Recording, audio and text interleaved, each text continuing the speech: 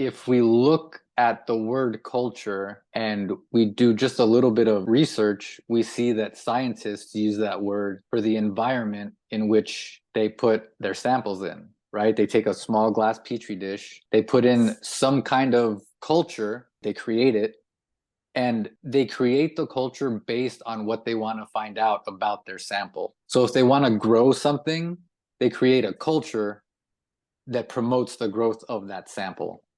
If they want to destroy something, they create a culture that destroys that specific sample.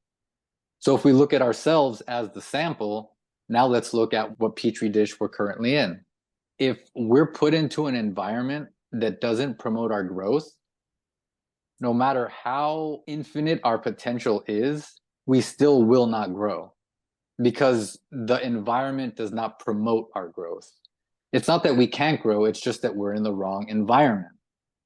So if you look at culture and environment and you replace culture with environment, now we have to take into consideration that our environment is built based on laws. And when we think about the word law, in general, do we get excited or does something that stimulates our fight or flight response come to mind when you hear the word law?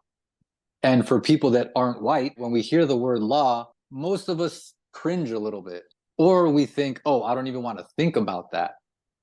So if I'm in a culture of I don't even want to think about law and the whole universe is built on laws, do you see how I can get very distracted and misdirected with that premise?